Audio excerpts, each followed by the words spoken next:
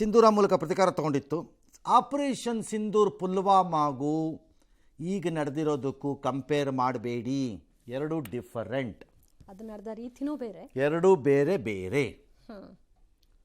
ಹಿಂದೂಗಳನ್ನೇ target ಮಾಡಿದ S.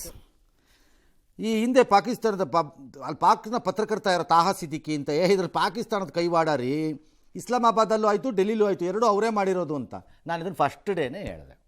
ಅವ್ರ ಪಾತ್ರ ಇಲ್ಲದೆ ಏನು ಆಗಕ್ಕೆ ಅಲ್ಲ, they want to divert. Pakistan army ಇನ್ನೇನು ಎಡ್ಜಲ್ಲಿದ್ದಂಗಿದೆ ಆ ದೇಶನ ಕಂಟ್ರೋಲಿಗೆ ತಗೊಳ್ಳೋದ್ರಲ್ಲಿ. ಆ ಕಂಟ್ರೋಲಿಗೆ ತಗೊಳ್ಳೋವಂಥ ಮಹಾರಾಕ್ಷಸ ಮೂರ್ಖ ಕಚ್ಚಡ ಅನ್ನೋನು ಅವನು ಮುನೀರ್. ಶಹಬಾಜ್ ಶರೀಫ್ ಜೈಲಿಗೆ ಹೋದರೆ ನನಗೇನೂ ಆಶ್ಚರ್ಯ ಇಲ್ಲ. ಅವನಿಗೊಬ್ಬ ಯಾರೋ ಗುಂಡು ಹೊಡೆದ್ರೆ ನನಗೆ ಇನ್ನೂ ಆಶ್ಚರ್ಯ ಇಲ್ಲ. ಅವನ ಕೈಯಲ್ಲಿ ಏನೂ ಇಲ್ಲ, ಜೋಕರ್ ಅವನು ಈ ಸದ್ಯಕ್ಕಲ್ಲಿ. ಹಾಗಾಗಿ ಪಾಕಿಸ್ತಾನದ ಆರ್ಮಿ ಹಲವಾರು ದಿಕ್ಕುಗಳಿಂದ ದಾಳಿನ ಎದುರಿಸ್ತಾ ಇದೆ. ಸಿವಿಲಿಯನ್ ಗೌರ್ನಮೆಂಟ್ ಅಲ್ಲ, ಶಹಬಾಜ್ ಶರೀಫ್ ಸರ್ಕಾರ ಅಲ್ಲ ಅದನ್ನು ಎದುರಿಸ್ತಾ ಇರೋದು. ಖೈಬರ್ ಪಖ್ತೂನ್ವಾನಲ್ಲಾಗಲಿ ಅಥವಾ ಅಫ್ಘಾನಿಸ್ತಾನ್ ಬಾರ್ಡರ್ನಲ್ಲಾಗಲಿ ಆ ಕಡೆಯಿಂದಾಗಲಿ ಎಲ್ಲಿಂದ ಅಲ್ಲ, ಅಥವಾ ಪಠಾಣ್ ಇದ್ರದ್ದು ಆರ್ಮಿಯಿಂದಾಗಲಿ ಬಲೂಚಿಸ್ತಾನಿಂದಾಗಲಿ. ಅದು ಸರ್ಕಾರದ ಸಮಸ್ಯೆ ಅಲ್ಲ, ಅದು ಆರ್ಮಿ ಸಮಸ್ಯೆ. ಹಾಗಾಗಿ army wants to diverts it attention. ಪಾಕಿಸ್ತಾನಕ್ಕೆ ಮದ್ದು ಗೊತ್ತಿರೋದು ಒಂದೇ ಅಟೆನ್ಷನ್ ಡೈವರ್ಟ್ ಮಾಡೋಕ್ಕೆ, ಅದು ಇಂಡಿಯಾ ಮೇಲೆ ಏನಾರು ಎತ್ತಾಕೋದು, ಮಜಾ ನೋಡೋದು, ಸುಮ್ಮನೆ ಒಂದು ಗುಂಡು ಹೊಡೆದು ಬಿಡೋದು, ಸುಮ್ಮನೆ ಒಂದು ಬಾಂಬ್ ಹಾಕ್ಬಿಡೋದು. ಹೀಗೆ ಇದು ಮುಂದುವರಿದ ಭಾಗ ಇದ್ರೂ ನನಗೇನು ಆಶ್ಚರ್ಯ ಇಲ್ಲ ಇಶ್ಯೂ ಡೈವರ್ಟ್ ಮಾಡೋದು ಸಪೋರ್ಟಲ್ಲಿ. ಆಲ್ ರೈಟ್, ಇದೆಲ್ಲ ಪಾಕಿಸ್ತಾನ ಭಾಗ ಅಂತ ಅವರೆಲ್ಲ ಹೇಳಿದ್ದಾರೆ, ಎಲ್ಲ ತನಿಖೆ ಮಾಡ್ತಿದ್ದಾರೆ. ಅದು ಯಾರ ಭಾಗನಾದರೂ ಆಗಲಿ, ನಮಗೆಲ್ಲ ಗೊತ್ತು ಪಾಕಿಸ್ತಾನದ ಪಾತ್ರ ಏನು ಅಂತ. ಇಂಡಿಯಾ ಒಂದು ತೀರ್ಮಾನಕ್ಕೆ ಬರಬೇಕು ನನ್ನ ಪ್ರಕಾರ. ಒಸಾಮಾ ಬಿನ್ ಲಾಡನ್ನು ಅಮೆರಿಕ ಮೇಲೆ ದಾಳಿ ಮಾಡಿ ತಲೆ ಮರೆಸ್ಕೊಂಡು ಹೋದ ಮೇಲೆ ಅಮೆರಿಕ ಒಂದು ತನ್ನ ಇಂಟೆನ್ಷನನ್ನು ಡಿಕ್ಲೇರ್ ಮಾಡ್ತು. ಅವನು ಎಲ್ಲರೂ ಇರಲಿ, ಬಿಲದಲ್ಲಿ ಬೇಕಾದ್ರೆ ಅಡಕೊಂಡಿರಲಿ, ಒಡೆದು ಹೆಕ್ಕಿ ತೆಗೆದು ಜಜ್ಜದೆ ತಲೆ ಅಂತ ಟಾರ್ಗೆಟ್ ಫಿಕ್ಸ್ ಆಗಿತ್ತು. ಅವನು ಎಲ್ಲರೂ ಇರಲಿ, ಅದನ್ನೇ ಅವ್ರು ಮಾಡಿದ್ದುವೆ. ವಿಮಾನ ತಗೊಂಬಂದರು, ಹೆಲಿಕಾಪ್ಟ್ರಲ್ಲಿ ಬಂದು ನುಗ್ಗಿ ಪಾಕಿಸ್ತಾನದೊಳಗಡೆ ಒಡೆದು ಖಾಲಿ ಮಾಡಿಬಿಟ್ಟು ಹೋದ್ರತ್ಲ ಕಡೆಗೆ. ಆ ಪಾಕಿಸ್ತಾನ ಎಂಬಂತಹ ದರಿದ್ರ ದೇಶಕ್ಕೆ ಅದನ್ನು ಪ್ರೊಟೆಸ್ಟ್ ಮಾಡೋ ತಾಕತ್ತು ಇರಲಿಲ್ಲ. ನಮ್ಮ ಮೇಲೆ ಹೆಂಗೆ ಮಾಡಿಬಿಡ್ತೀವಿ, ನಮ್ಮ ಹತ್ರ ನ್ಯೂಕ್ಲಿಯರ್ ವೆಪನ್ ಇದೆ ಅಂತ ಬುರ್ಡೆ ಬಿಡ್ತಾರಲ್ಲ ಈ ದೇಶದವರು ಭಿಕ್ಷುಕರು, ಅವ್ರ ಮೇಲೆ ಒಂದು ಮಾತಾಡೋಕ್ಕಾಗಲಿಲ್ಲ. ಇಸ್ರೇಲು ಡಿಕ್ಲೇರ್ ಮಾಡ್ತು ಯಾರ್ಯಾರು ಆ್ಯಂಟಿ ಇಸ್ರೇಲ್ ಇದ್ದಾರೆ, ಪರ್ಟಿಕ್ಯುಲರ್ಲಿ ಇರಾನ್ನವರಾಗಿರ್ಬೋದು, ಹಿಜ್ಬುಲ್ಲಾನವರಾಗಿರ್ಬೋದು, ಹಮಾಸ್ನವರಾಗಿರ್ಬೋದು, ಇರೋ ಕಡೆಲೇ ಹೊಡಿತೀವಿ ಇವ್ರಿಗೆ ಅಂತ. ಅದೇ ಮಾಡಿದ್ದವ್ರು. Soleimani the intelligence head of the Iraq internal ಇಂಟೆಲಿಜೆನ್ಸಲ್ಲಿ, which is equal to Mossad in Iran ಸೈಡಲ್ಲಿ, ನಿಲ್ಲಿಸ್ಕೊಂಡು ಹೊಡೆದ್ರು ಅವರು. ದೇಶದಲ್ಲೇ ಹೊಡೆದ್ರು ಅವರು. ಇರಾನ್ನಲ್ಲಿ ಮೀಟಿಂಗ್ ನಡೆಸ್ತಾ ಇದ್ದಂತಹ ಹಮಾಸ್ನ ಲೀಡರ್ಶಿಪ್ಪನ್ನು ಅಲ್ಲೇ ಹೊಡೆದ್ರು. ನಾವು we should declare India, we have crossed that stage. ಈ ಅದೇನು ಅಜರ್ರು, ಮಜರ್ರು, ಪಜರ್ರು, ಗಜರ್ರು, ಯಾವ್ಯಾವ ಇವೆಯಲ್ಲಪ್ಪ ಒಂದಷ್ಟು ಪಟ್ಟಿಗಳಲ್ಲಿ. ವಿ ಶುಡ್ ಡಿಕ್ಲೇರ್, ಎಲ್ಲರೂ ಇರಿ, ಹೊಡಿತೀವಿ. ಅದರಲ್ಲಿ ಯಾವ ನಾಚಿಕೆನೂ ಇರ್ಕೊಡ್ದು. ಅದು ಅವನ ಕೆನಡಾನವನು ಹೇಳ್ತಾನೆ ನಮ್ಮ ದೇಶದಲ್ಲಿ ಬಂದು, ಹಂಗಾರೆ ನೀ ಮಾಡು, ಅಲ್ಲಿ ಬಿಟ್ಕೊಳ್ಳಿ, ಹಂಗಾರೆ ನೀ ಮಾಡು, ಇಲ್ಲ ನಾವು ಮಾಡೇ ಮಾಡ್ತೀವಿ. We should take up A declared policy like this. We will eliminate. ನಾವೇ ಮಾಡ್ತೀವೋ ಒಳಗಡೆಯಿಂದ ಮಾಡಿಸ್ತೀವೋ ಒಟ್ಟಲ್ಲಿ ಎಲಿಮಿನೇಟ್ ಮಾಡ್ತೀವಿ, ಬಿಡಲ್ಲ. ಇದು ನಮ್ಮ declared policy. No more hesitation. ಇದು ಬರದೇ ಇದ್ರೆ ಬಗ್ತಾವ ಇವು ಈ ನಾಯಿಗಳು. ಸಾಧ್ಯನೇ. ಗ್ರಾಫಿಕ್ ಕಾರಿನೊಂದಿಗೆ ಆರೋಪಿ ಕೆಂಪುಕೋಟೆಗೆ ಹೇಗೆ ತಲುಪಿದ ಅಂತ ಪ್ರಶ್ನೆ. ಪಿಪಿ ಹೊಡೆದುಕೊಂಡು ತಲುಪಿದ.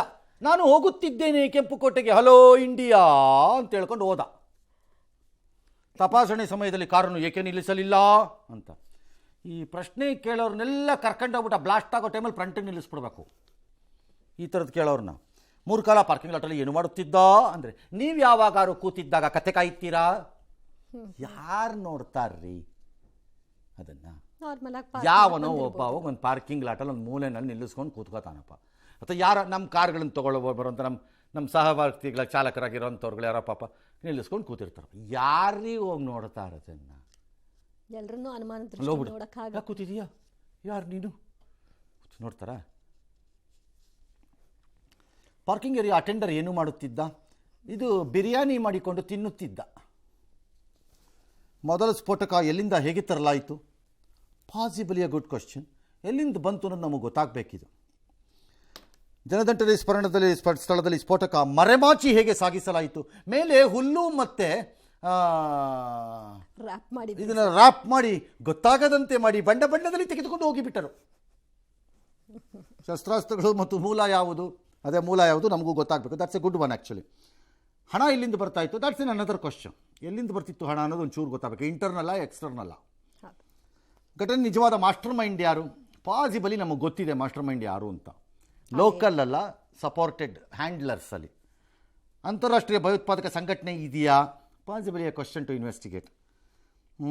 ಉಮರ್ ಒಬ್ಬನೇ ಸ್ಫೋಟ ಮಾಡಿದಾನ, ಬೇರೆ ಯಾರು ಇದ್ದಾರಾ?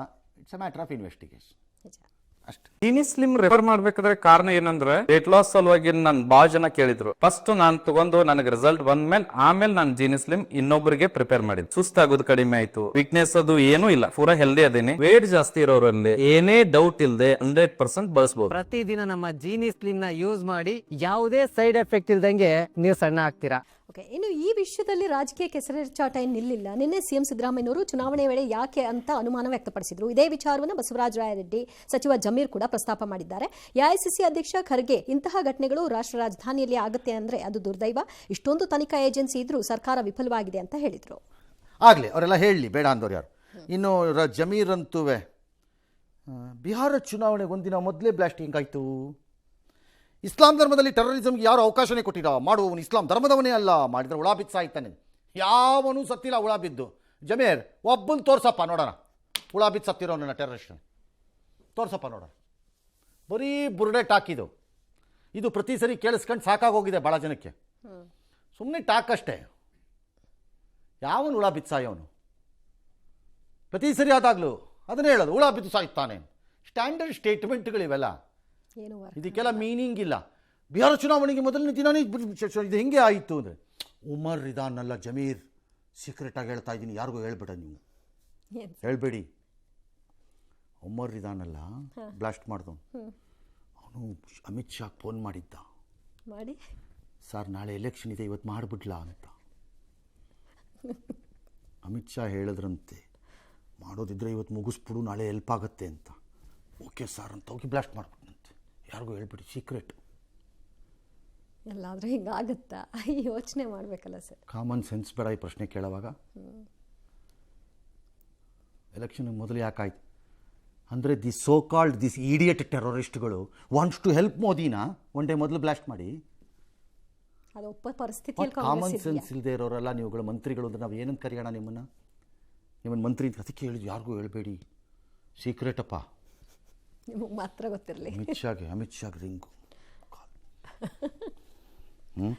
ಖರ್ಗೆ ಅವರು, ಇದು ರಾಜ್ಯದ ರಾಷ್ಟ್ರದ ರಾಜಧಾನಿಯಲ್ಲೇ ನಡೆದಿದೆ, ಹಿಂಗಾದರೆ ಹೀಗೆ ಎಷ್ಟೊಂದು ಏಜೆನ್ಸಿ. ಸರ್ ಮುಂಬೈಯಲ್ಲಿ ನಡೆದಾಗ ಹೋಮ್ ಮಿನಿಸ್ಟರ್ ಕತೆ ಕಾಯ್ತಿದ್ರ ಸರ್ ಅವತ್ತಿನ ದಿನದ ಹೋಮ್ ಮಿನಿಸ್ಟ್ರು? ಓಕೆ, ಅದು ಅವತ್ತೇನೋ ಆಯಿತು, ಅದನ್ನು ನೀವು ತಡಿಬೇಕಾಗಿತ್ತು ನಾನು ಹೇಳಿಲ್ಲ. ಅವತ್ತಿದ್ದಿದ್ದು ಏಜೆನ್ಸೀಸ್ ಎಲ್ಲ ಮಣ್ಣು ತಿಂತಾ ಇದ್ರಂತ. ಓಕೆ, ಅದು ಬಿಟ್ಬಿಡೋಣ. ಅದಕ್ಕೆ ರೆಸ್ಪಾಂಡ್ ಮಾಡಲಿಲ್ವಲ್ಲ ಅವತ್ತಿನ ಕಾಂಗ್ರೆಸ್ ಸರ್ಕಾರ. ತಲೆ ಬಗ್ಗಿಸ್ಕೊಂಡು ಹೇಡಿಗಳ ಥರ ಬಂದುಬಿಟ್ರಲ್ಲ ವಾಪಸ್ಸು. ರೆಸ್ಪಾಂಡೇ ಮಾಡಲಿಲ್ವಲ್ಲ ನೀವು. ಈ ದೇಶದ ದೊಡ್ಡ ರಾಜಕಾರಣಿಗಳು ಅಂತ ಕರೆಸ್ಕೊಳ್ಳೋರು, ಸಾಮಾನ್ಯ ಜ್ಞಾನ, ಕಾಮನ್ ಸೆನ್ಸು, ಇದು ಯಾರ ಟೈಮಲ್ಲಿ ಬೇಕಾದ್ರೂ ಆಗಬೇಕಾದದ್ದಿದು. ಈ ಲಾ ಆ್ಯಂಡ್ ಆರ್ಡರ್ ಇಶ್ಯೂನಲ್ಲಿ we will not speak rubbish ಅನ್ನೋ ತೀರ್ಮಾನಕ್ಕೆ ಎಲ್ಲಿವರೆಗೂ ಬರಲ್ವೋ ಅಲ್ಲಿವರೆಗೂ ಇಂಥ ಜೋಕ್ಗಳು ನಡೀತಾ ಇರುತ್ತೆ. ಯಾವುದು ಜೋಕು? ಅಮಿತ್ ಶಾ, ಒಮರ್ ಫೋನು